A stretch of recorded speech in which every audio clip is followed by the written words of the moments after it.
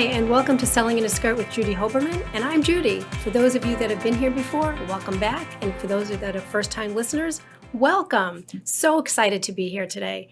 Selling in a Skirt is all about connection, community, and cultivating relationships. It's about empowering professional women and encouraging those men to make sure that they're helping, supporting, and advocating for women and with women. What I love most is sharing incredible women that I have met along my journey, and today is no different. We want to see how each one of them empowers the next generation of women. So, to get us started, it is my pleasure and my honor to introduce Joanne Moretti. She is the Chief Revenue Officer at Fictiv. And I know she's excited about this because not many people get to that level. And so I'm going to ask Joanne to just introduce herself and tell us who you are, what you're doing, why you love what you're doing. And I'm so excited that you're here. Well, first of all, thank you so much for having me. I've seen you speak, I've read your books, and you're just an inspiration to women all around. So thankful for what you do for women. Thank you. So I'm Joanne Moretti, like you mentioned. I'm the Chief Revenue Officer at Fictiv. I've been there actually altogether over 3 years because I sat on their board for a while, did some consulting with them, and then finally they convinced me to come on board and take on a role that really combines sales and marketing. Mm-hmm. So it's much more than just the sales team. It's the marketing, it's the revenue operations, the sales ops, the marketing ops, the analytics, all of the sort of growth activities for the company. So as you mentioned, it's rare to see a woman in this role. There are not a lot of peers, I can say, women CROs in this role, but I'm certainly proud to have taken probably 35 years, I hate to admit it, but 35 years of selling and marketing, pretty much divided down the middle. Half of it was carrying a bag in sales and the other half was in marketing. And so taking all of that, combining it and bringing it to Fictiv was just a joy. Yeah, and as you said, not many women get to that level, and still there's a lot of questions why, and still we have lots of reasons. But the first time I met you, we both shared a stage. We were both speaking at the same event, and I remember thinking, I have to know this woman because the things that you were saying, you were really bringing women into the conversation. So what are some of the ways that you create success for women? Yeah, that was a great presentation. I watched you present as well, and I was also inspired. The thing that I was trying to really hone in on there, as well as when I speak to women in general, is how can we level the playing field? That to me is the most important thing. We've got to take this sort of gender thing out of it. We've got to take the color out of it. We've got to take everything out of it and look at people for what they bring to the table, their content. And one of the things that I always recommend to the women, and I mentor 4 women, young ladies in their careers, is really learn to speak the language of business. Mm-hmm. I think that levels the playing field all around. It neutralizes everything. When you start talking about return on invested capital and earnings per share and EBITDA and really understanding the language of business and finance, it doesn't matter what you are at that point. You're really a person and a business person at that. And that's how you're viewed. So I really talk about, first of all, learning to speak that language. There's a great book out there I recommend all the time, Financial Intelligence. Mm-hmm. So if anyone, is thinking about really brushing up on their financial acumen, that's a great book. But the other thing I also recommend is understand your company's goals. Really lean into what your CEO or your board or whoever you report to, really lean into what they're saying and understand what is the strategy for the business. And then try to figure out, how do I fit into that strategy? What are the key things that I can do that will really drive the strategy forward? And, one of the things that women don't do well, and I've seen this over and over, it's a bit of a generalization, but I have seen it numerous times, is they don't like to make decisions. Right. I got news for women. Making decisions is the most important thing you can do for your company and for your career. So you really have to get comfortable with it. And not making a decision is making a decision. It is, and it's slowing progress down for your company, and they're trying to get to their goals. Your job is to accelerate getting them to their goals, right? That's the key. How do I accelerate my company's results? Yeah. And it's interesting. You said, what do you bring to the table? And that's a question a lot of women are asked. Like, what do you bring to the table? And sometimes you have no idea. Right. But it's usually something that's different, unique, something special, and something that someone else isn't doing. And it could be critical thinking. In your case, it could be, sales or marketing. That's right. It could be anything like that. And when we are all in sales, I don't care who you are. I don't care how old you are. I mean, the best salesperson is a baby. Because when a baby cries, you either feed them or change them, and then they're okay. So that would be simple. But the truth of the matter is, whether it's a product, a service, a project, an opportunity, whatever it is, we're all selling. Yeah. So how important do you believe it is to know your market and your target in order to make the sale without sounding salesy all the time? This is something that I focused on immensely, particularly when I was at HP. I ran the HP Sales University for HP. We built it from scratch. We built it right here in Plano, Texas. It was the 4th floor, and we had 22,000 salespeople coming through that. And I was the dean of HP Sales University. And the thing I always used to say is, understand how your customer thinks.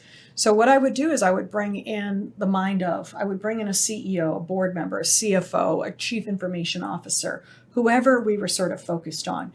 Moreover, I would bring in someone that was from a particular industry. So whether it was healthcare or whether it was, consumer products or whether it was any, energy, you bring in the experts and you get your salespeople to understand the mind of that person. What are their metrics? What are they thinking about every single day? What are the key initiatives? And if you look across industries, generally key initiatives are fairly trendy. Like, in other words, healthcare will focus on 2 or 3 major things like electrification or electronic healthcare records or something of that nature. So there's always like a trend. What are those trends?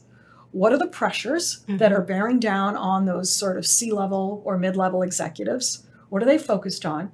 And then try to position your solution around that particular problem. When you do that, you create something called a value wedge. You wedge yourself in there and your competition can't get you out because you're really creating that differentiated value that seems like you designed it just for your customer. Because why? Because you listened. And you did your research. You did your research, yes, right? Yes. And that was part of the curriculum, both at HP and at Jabil. I set up a similar class at Jabil. We called it the Master's Program, and I was responsible for all marketing and sales enablement. And here is this, Fortune 150 company, and, we were really sharing with them how to think about their customers and what their customers were pained with. What were the pressures? What was revenue down? Were expenses up? Was customer satisfaction down? What were the key things that they were driving as a company?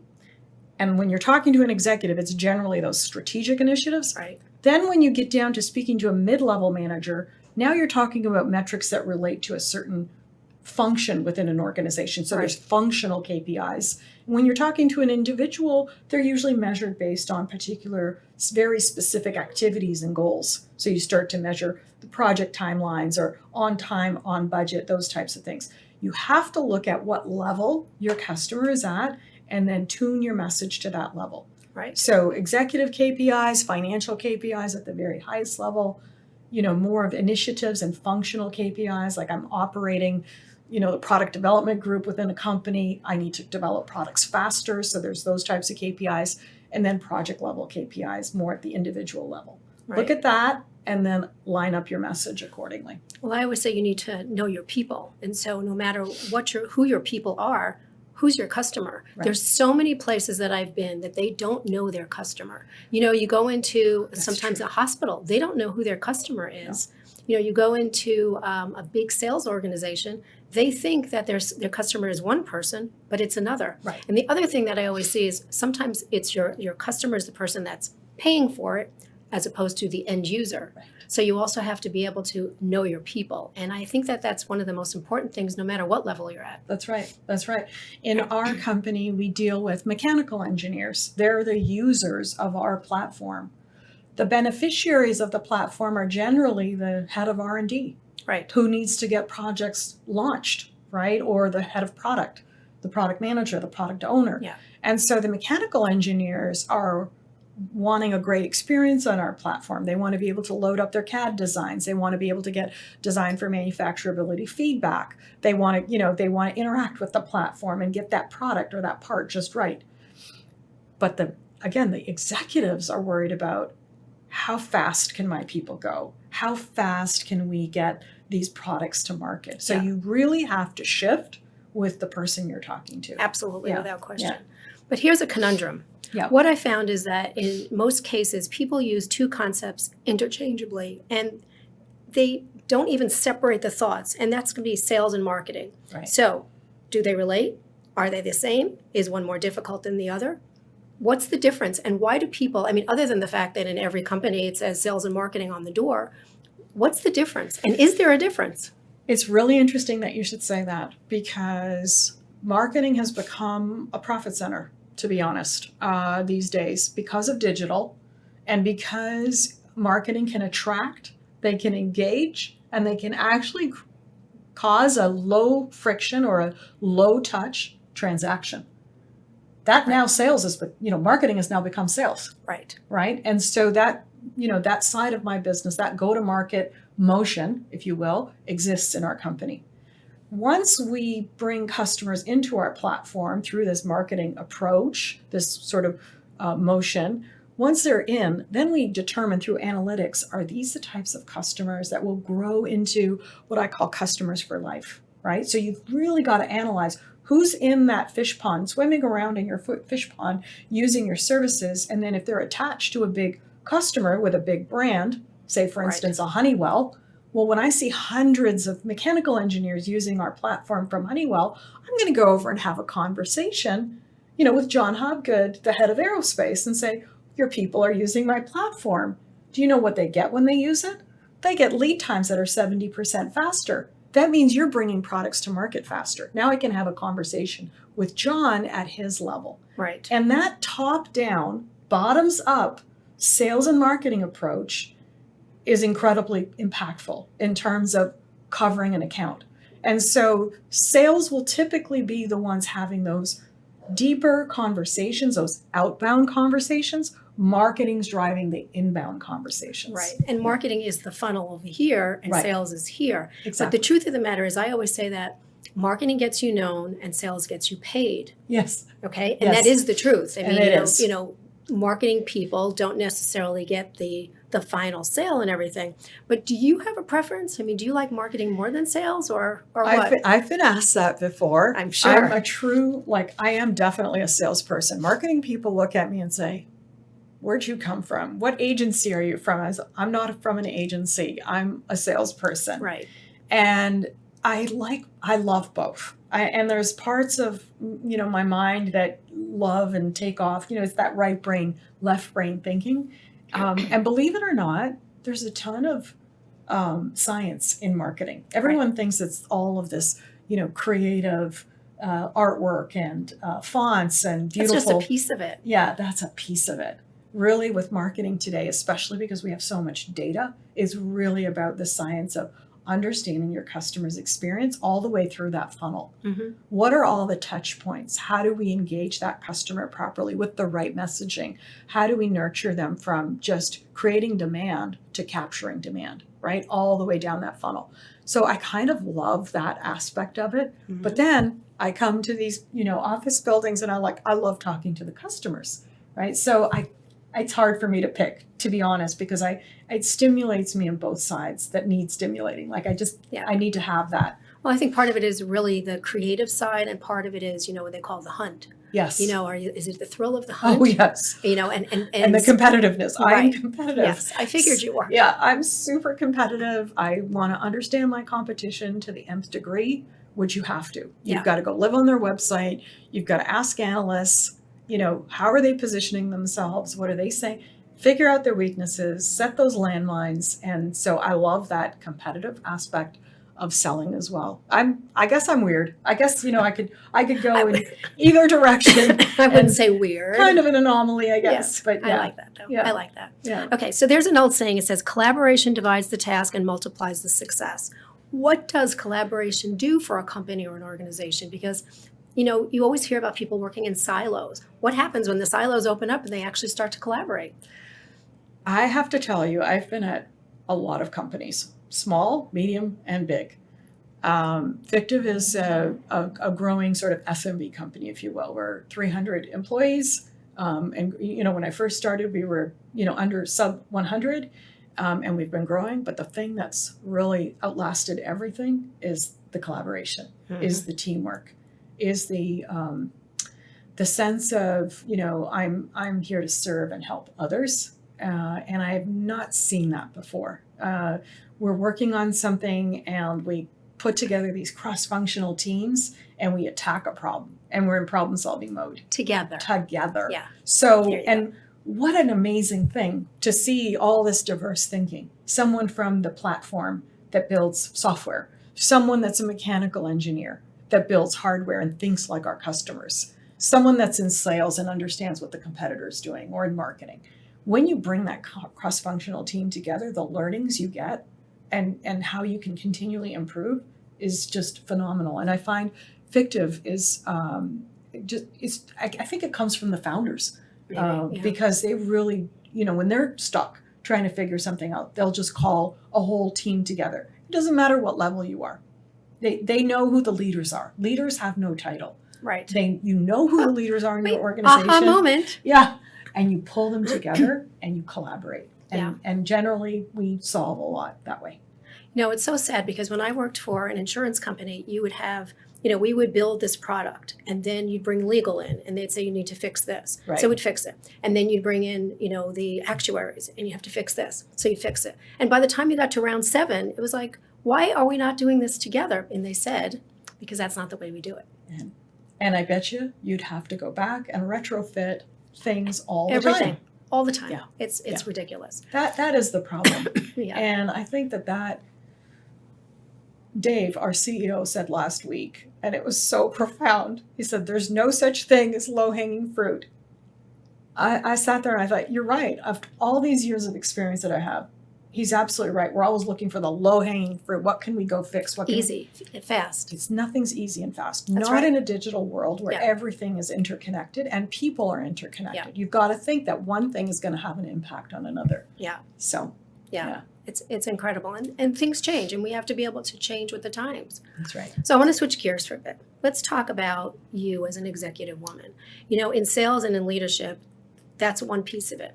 But I always talk about the lonely leader. And these are the women that are at a certain level, which we all said, we agree that not everybody gets there. Yeah. But when you get to that level, who do you trust? Yeah. Who can you have a conversation with? Who doesn't have a hidden agenda? Have you ever been in that position? Are you in that position? And what do you do to change that?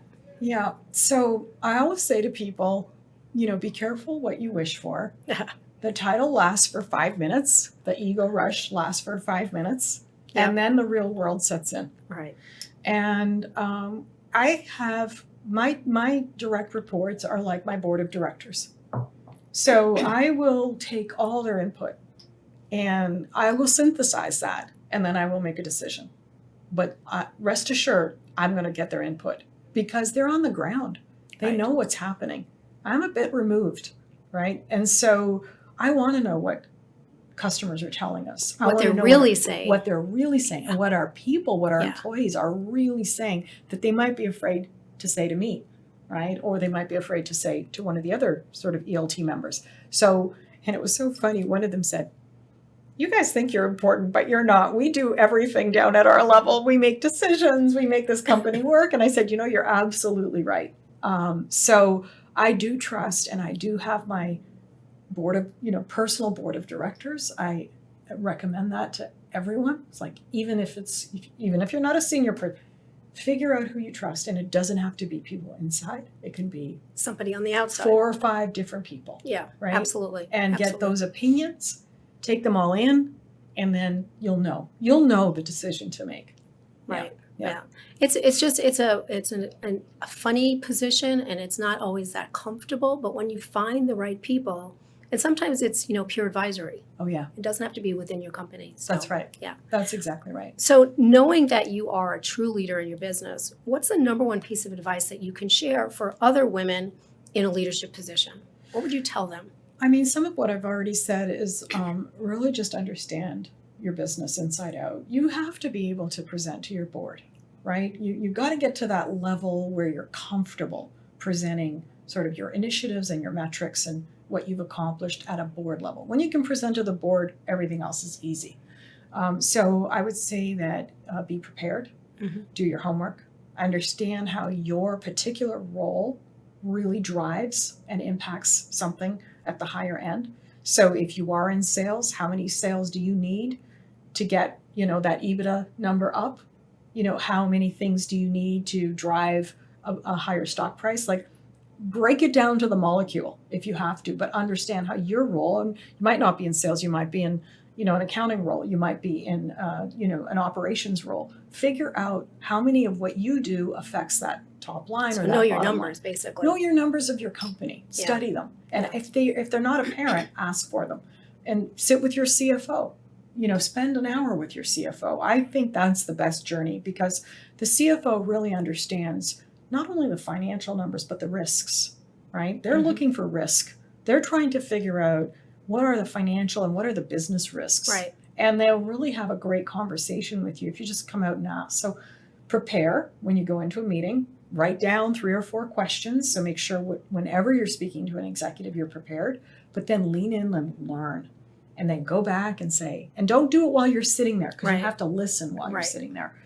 Do it when you go back and reflect on what you heard, and then reflect again on how does what you do really help what they're trying to accomplish. Yeah. And in all sales, it's not about you anyway. It's not. How do you mitigate risk? How do you, increase retention? How do you decrease this? So I think that's a really good point that you have to really know your numbers, know your people, and know your position. That's right. And you always have to decide where do I want to be next? Because That's I want to move up. So how do I do this and who do I talk to? And I think the moving up happens if you're constantly in problem solving mode, whether it's problem solving for your company or problem solving for your customer or your partners. If you're constantly in that problem solving mode and you're helping move the ball forward and removing those sort of obstacles from success, I call them, you're going to get ahead. You're going to get the commission check. You're going to get the promotions. You're going to get all those things. Don't put those things front of mind. Put those back of mind. Yeah. And then everything else will follow. We used to call that commission breath. Oh, yeah, because everybody Take can the smell calculator it. out. Everybody can smell it. Everybody knows it. Yeah. So yeah. Yeah. Well, this has been amazing, Joanne. Really, really amazing. And I'm so glad we finally got back together again. So where can our listeners reach you? Where would you like them to, reach out and say hello, connect with you? Yeah, so if anyone would like to talk, I'm at joanne.moretti@fictiv.com. Fictiv is Fictiv. www.fictiv.com.